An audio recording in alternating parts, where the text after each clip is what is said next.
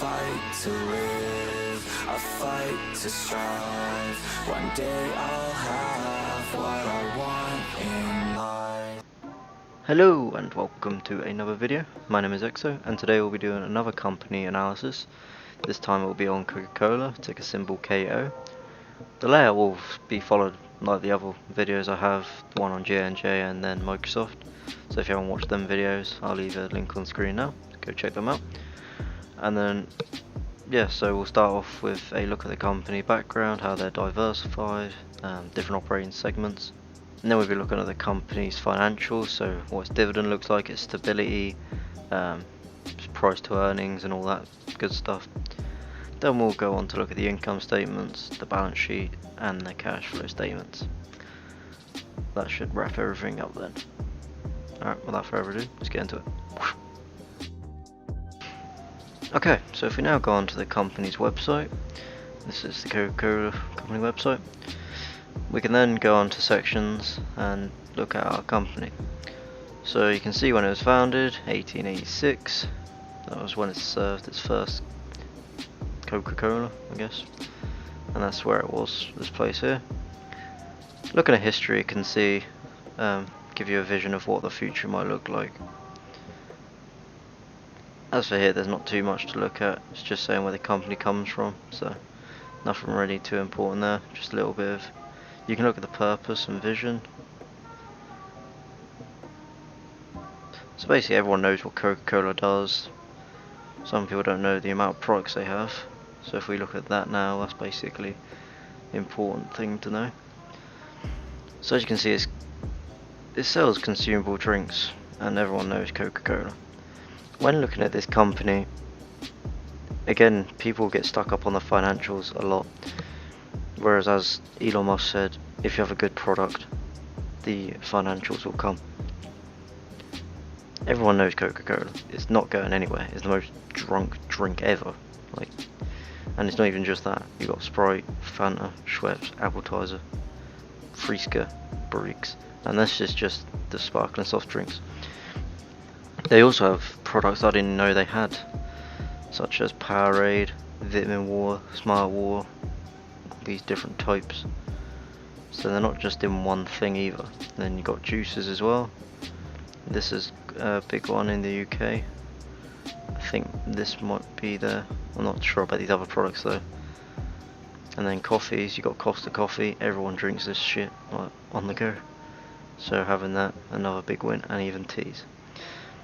So there you can see what it serves. As Warren Buffett once famously said, you cannot invest into a business you don't understand. So you need to be able to know how it gets its revenue, what brings in the most revenue, and etc. And then within Coca-Cola, obviously you've got the sub-products like Cherry Coke, Vanilla Coke, we got Coke Zero, all this. There you go, so it's just a list: orange, Diet Cokes, all that. Pepsi's the only closest thing to this, but still Pepsi was not able to take Coke really off the top spot. So that just shows you how powerful a good brand is. If you have a good brand and loyalty behind it, it is very hard to beat a company that way. The only negative things I would say with Coke is due to its being around for so long, the growth isn't there as it used to be, but we'll look into that now. Alright, so if we look at the Coca-Cola company analysis that I've done here, as you can see I've listed some of the products here. Again, we've just went through these anyway, again I got them from the same place I just showed you. Now we've got the risk checks. I get these, there's a website called Simply Wall Street. I find it's a really nice, easy way of finding the checks. Is really nicely laid out, and yeah, just a nice interface. You can check 5 stocks a month for free. You can do more, but then you have to pay. So I find this is fine anyway. And then if I need anything else, you want to seek an alpha anyway. So right, there is a few fails in this company. So are they in a good financial position? Well, they have a high level of debt. Now, depending on this company, the debt might be managed well. We'll see later. So we'll keep going. These are just the bullet point checks, so as we go on you'll see more in depth. So you want to ask, for a dividend investor, is it stable? If you're investing in a company and it's not a stable dividend as a dividend investor, then there's no point.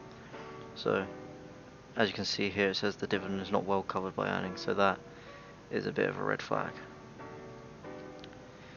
Are they forecast to achieve profitability? And the company is already profitable, so I would expect that after how many years they've been operating. Earnings are forecasted to grow by average 7.9% per year for the next 3 years, so it's not bad growth, I would say. Is their share price stable? Yep, stable over the past 3 months. High quality earnings. Profit margins decreased but not substantially. And they have sufficient analyst coverage. There are no concerning events for the company, and the shareholders have not been diluted in any way through the past few years. The revenue is meaningful at 33 billion, and the market cap is definitely meaningful at 218 billion. So a big company, and it does not have negative shareholder equity. So as you can look down here into this graph, scrolling a bit for you, you can see the stable share price. KO is less volatile than 75% of US stocks over the past 3 months, typically moving plus or minus 3% a week, and then the weekly volatility 3% over the past year. There you can see the 7-day return, the US beverage, US market, and then the 1-year return. So KO's done better than the US beverage and just below the US market, and the 7-day return there. And then you can see here the 1-year return has been worse.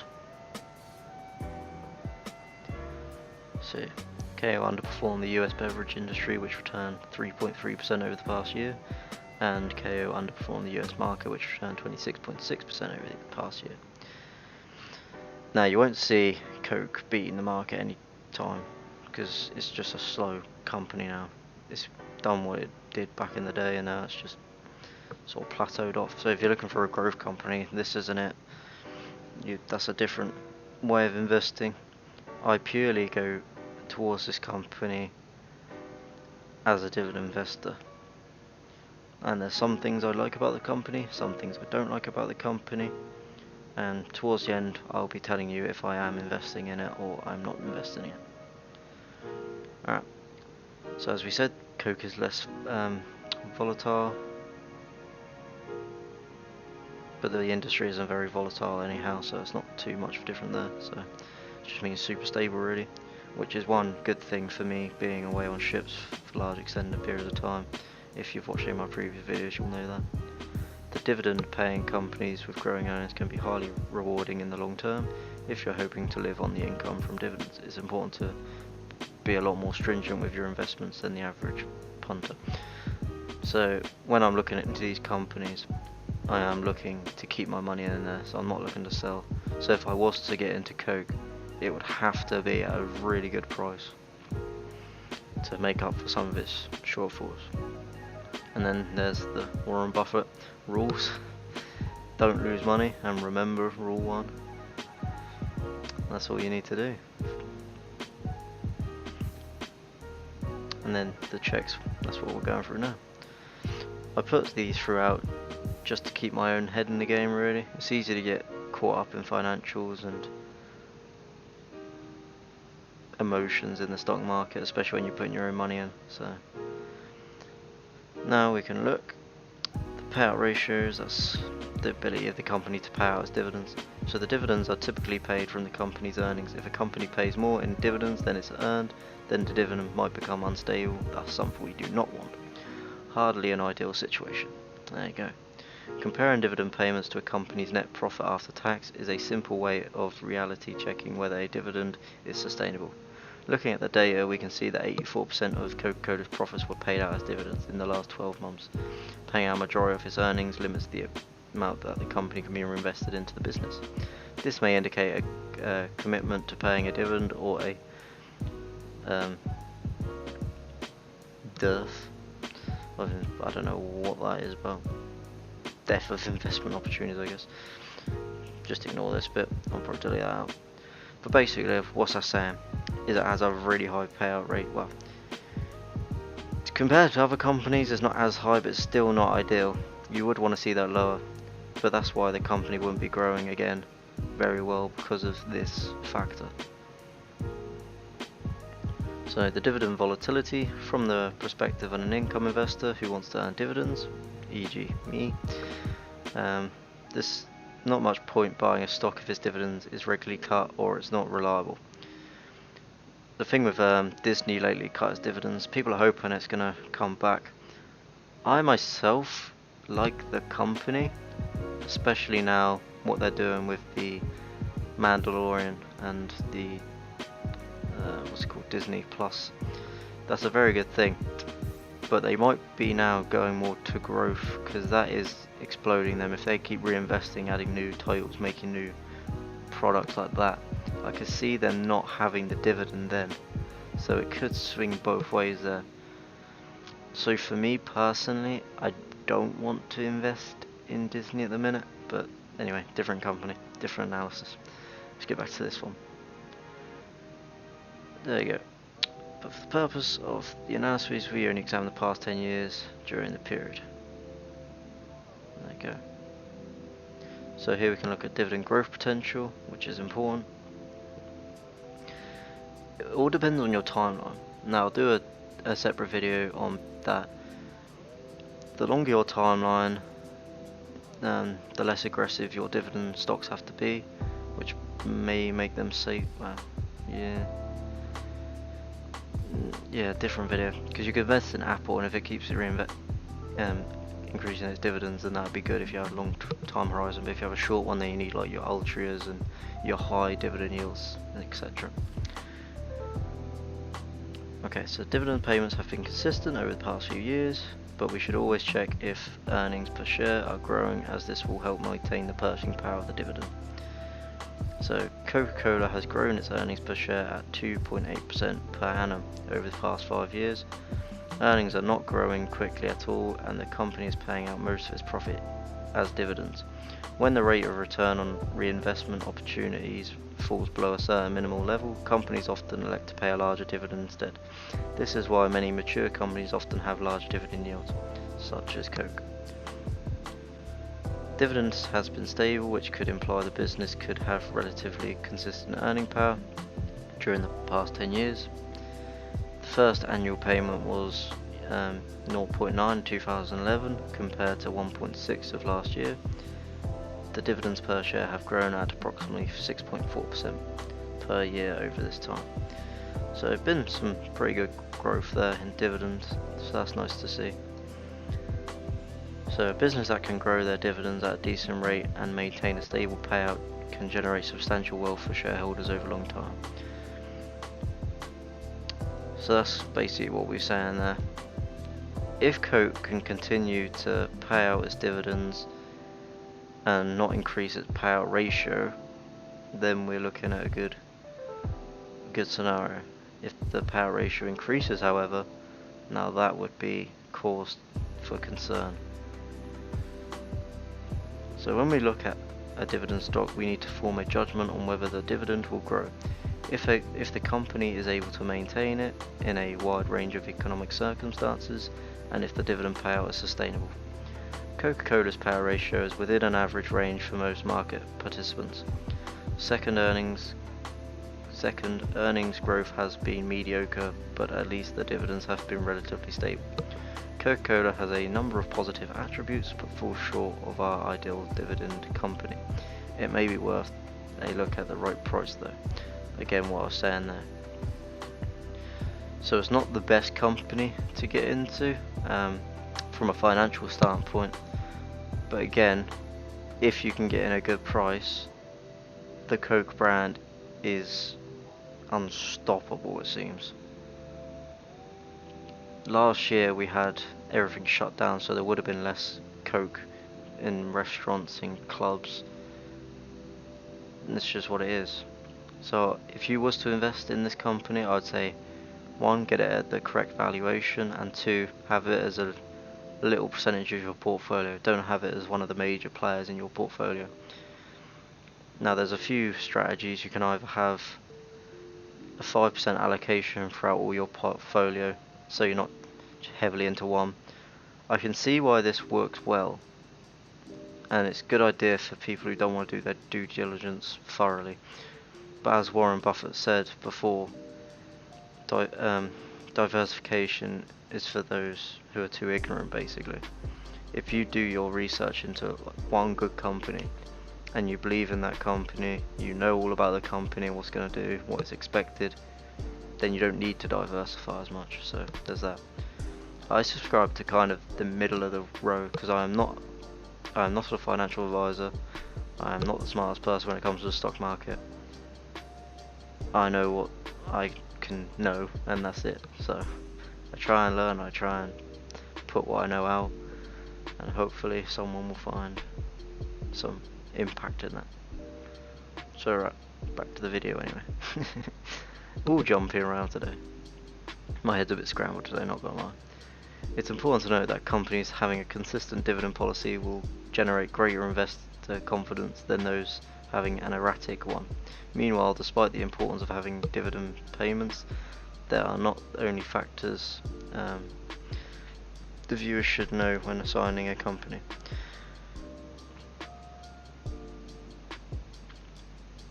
Okay, I did read this, it's not actually too much of a thing. But anyway, so now we'll look at the debt. Debt and other liabilities become risky for a business when it cannot easily fulfill those obligations, either with free cash flow or by raising capital. At an attractive price, in the worst case scenario, a company can go bankrupt.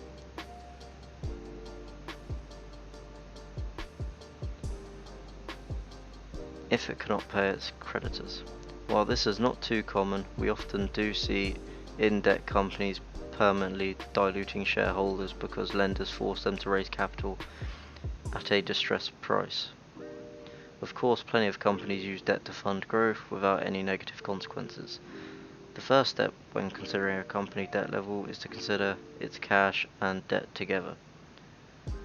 So, according to the last reported balance sheet, Coca-Cola had liabilities of 26.9 billion due within 12 months and liabilities of 50 billion due beyond 12 months.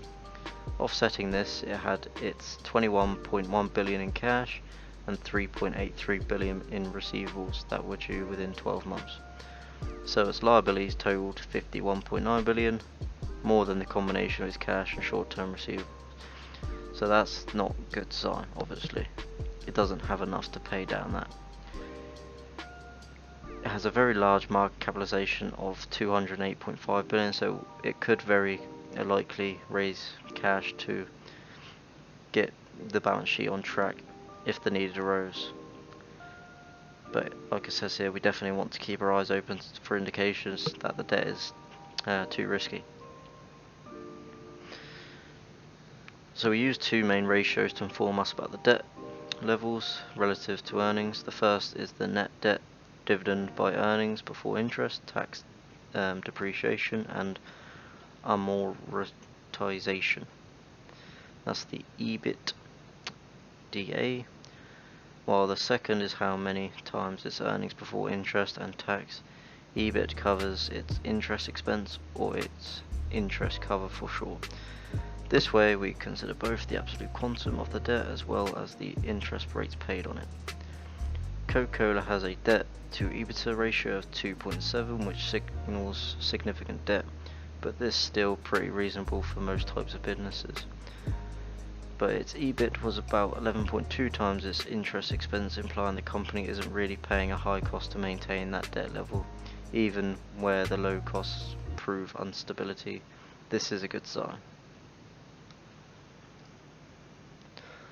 Unfortunately, Coca-Cola saw its EBIT slide 3.1% in the last 12 months. If earnings continue on that decline, then managing that debt will be difficult, like delivering hot soup on a unicycle. That's just a little fun analogy they put into this. So I get a lot of this from that Simply Wall Street. They have articles, so if you just read on them, then it shows you some of these points here.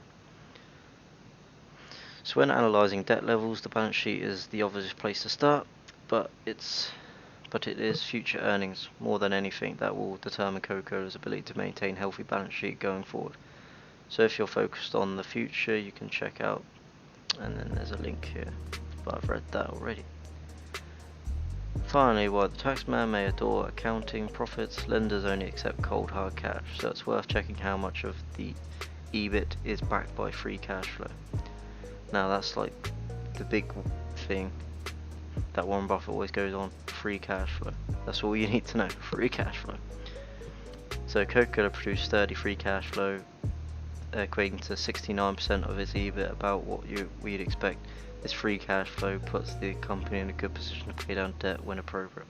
So that's a very good sign. So again, it has some bad debt features, but then some good debt features as well. It has high debt, but it's not paying much interest to keep that debt, and it has a lot of cash flow to be able to pay off that debt. So as long as the debt level doesn't rise, then we're good. If it does, however, and the company can't support it, then that's when we could be diluted as shareholders, and that would not be good. And then we'd also see dividend slashes or something. So now we'll go on to the valuation part. So the valuation part is now the most important thing within this company. Get it a good price and you'll be alright. Get it a bad price and no. Bad day at the office. So Coke is trading below our fair value of $52.64 at a current price of $50.69. So it's not an amazing deal, or amazing deal. Definitely can't type. So I would prefer to see it a bit lower if I was to invest into it. But if you was doing the drip feed method and it was hovering around kind of that area, then you'd be alright, I guess. So the PE ratio is poor based on US market, and is poor based on the PEG ratio, and is overvalued based on its price to book ratio. So if I scroll in here, you can see how these are calculated. So you've got the earnings per share here, the share price, P ratio of the beverage industry, P ratio there of the market. So that's how you calculate the price to earnings ratio here. You got the share price divided by the earnings per share, both in the US dollars. That gets you a result of this. So you can see this is higher than this one, which is not ideal. And then again, price to book. If you need to stop and read any of this, you can. So we'll look at future growth. So the future growth is 7.9% forecasted annual earnings growth, which is above the saving rate of 2, which is good. The forecast for slow growth along with slow earnings growth, Coke revenue 6.2% per year is forecast to be slower than the US market of 10.7%, but yeah, we already know that was going to happen. It's an established company, it's not going to grow too much now. The future return on equity is expected to be very high in 3 years at 67.7%, so that's nice to see. Both revenue and earnings have grown steadily in the past few years, which is also great to see. And then I can scroll in here again. You can stop the video and have a look at this. So it shows you earnings growth rate, future revenue growth, the earnings growth of the industry, then the revenue growth, and it just compares to the market as well. So you can see this is the revenue growth is about the same as the beverage industry, just a bit higher, but nothing to complain about. But the earnings growth is a bit less, and then the market's just surpassing anyway. Alright, so Coca-Cola has high quality earnings, but Coke current net profit margins 23.5% are lower than last year at 24%, so not much different, and COVID and that's my slang in there. So yeah, a lot of the metrics are skewed, so if you see a company with lower earnings, it's just obviously going to happen with COVID, everything's shut down, so you can't really complain there. Alright. And then you can see here the company in 1 year did not do very well at all there, just plummeted. So it has a high return on equity, but it's skewed due to the high debt at 36.5%. The return on asset is good at 10.1%, so it's better than the industry at 8.9%. Return on capital employed is lower than 3 years ago at 13.5% as opposed to 15.4%. Financial health, short-term assets 19.2 billion is more than its short-term liabilities of 14 billion, and its long-term assets 68 billion versus long-term liabilities of 51 billion. So that's nice. The short-term assets are nowhere near covering long-term liabilities, however, so that's not very good. So the debt level, debt to equity ratio of 194.5%, yeah, you could say considered high. And the debt to equity has increased from 172 to 194 over the past 5 years. So this is not a good thing to see. You do not want to see this really increasing. So this is, again, that's why it's highlighted in red, not good. But again, we've said the debt is well covered by operating cash flow, 23.8%, and then the interest payments on its debt are well covered by its EBIT of 9.2 coverage. So again, it depends on your risk tolerances. It is a bit more of a in-debt company, got some baggage, but you might be able to deal with that, depending on you. So the dividend of 3.24% is higher than the bottom 25% of dividend payers, and it has been stable in the past 10 years. The dividend payments have increased over the past 10 years, so that's good to see. However, it has a 90.9% payout ratio, which I do not like. On a plus side, the payout ratio is forecasted to be 73.2% in 3 years, so it is forecasted to drop, which would be excellent news. But whether it does that or not is a different story. So the both dividend yield and dividend per share have increased together throughout the year. Stable dividend past 10 years, and have been growing dividend in the past 10 years. Now, Coke's dividends have been increasing for longer than 10 years. They're a dividend king. I can't remember exactly how long they've been going for, but I know it's a long time. If it increases its payout, I'm fucking out. There you go. So alright, so that's it for that company, and then you see I've got 3 of them down there. So now we'll look at the income statements, the balance sheets, then we'll have a cash flow, little summary, and then we'll wrap up there. Alright, let's head over to that. Alright, so we're over on the KO's income statement now.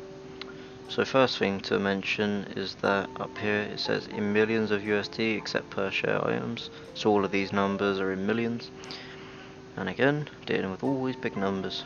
So I've set it to annual to get a better idea throughout history, and we can see back to 2016 in this case. So if we look at revenue, we can see that revenue has decreased from 2016 to 2018. Then we had an increase at 2019, and then another decrease in 2020. So already these are not the best things to see. You want to see these growing. So again, this is another bit of a red flag I do not like. So again, I would not be investing in this company unless I had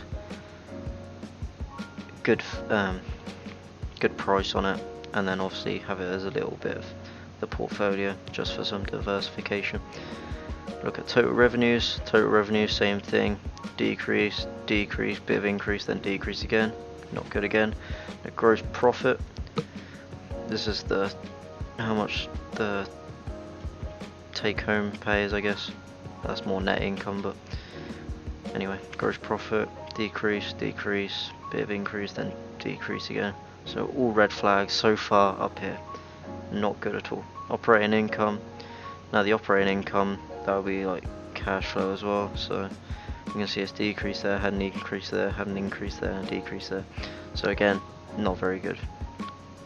Net income will be the most important, how much the company is actually taking in, and then it has 2 options with that net income, either reinvest it into the business or pay it out as a dividend. So, and we can see here we've had this big drop there, nice recovery there, increase and then decrease. So not very good to see this at all.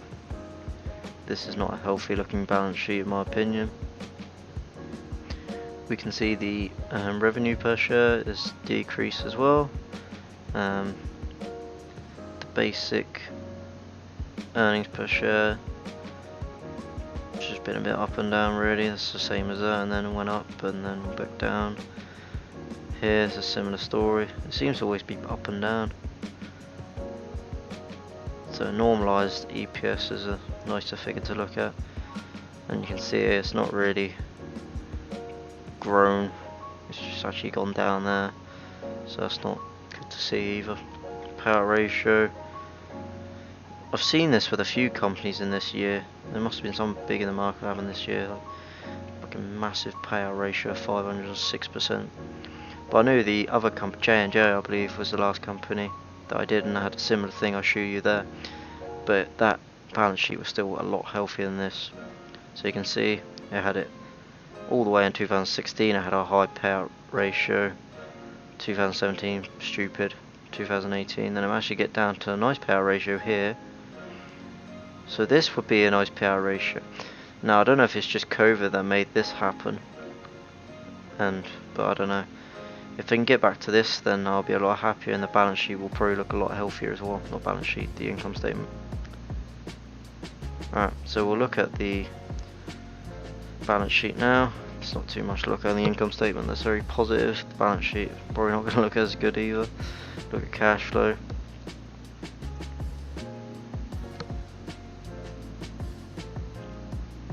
So we'll look at the current assets. There we go. So total current assets increased there, decrease, decrease, decrease. So this one's not as important as the total assets, so we'll look there. So we've had increase, decrease, increase, increase. So the total assets aren't as bad, but still they're not growing really at all that much. It's just sort of, it's no different from there all these time. It's just not really done too much, so that's not the best. And again we'll do total current to total liabilities. So then increase there, and then increase, decrease, and decrease. Okay, increase, increase, and then increase again. Alright, so while its total liabilities are increasing, it seems its total assets are actually decreasing. Well, not increasing nearly enough. Being really spotting up and down, so that's not good either. You can see its book value per share here, also that's decreasing. We'll look at the cash flow, and then we'll quickly look at the dividend here, and then I'll get on with my conclusion.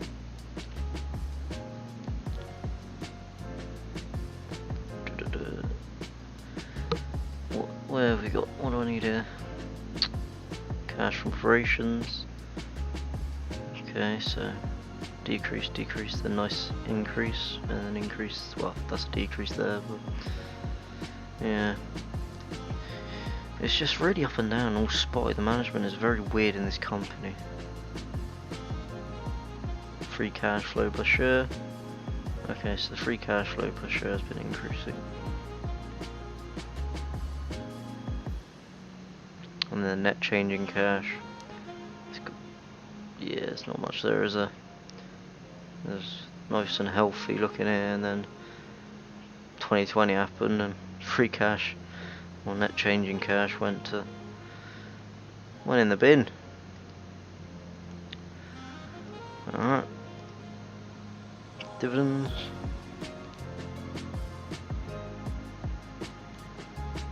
So the dividend yield 3.34%. So that's a nice dividend yield. It's not the highest. The annual payout 1.68, and then it says this payout ratio here is 78.21%, so that's nice. Has 4.25% of CAGR, so that's pretty good. And then dividend growth 58 years. You can see its ex-dividend date here and its payout date, and this company pays its dividends in quarterly. So from this, just looking at this part, it's actually good.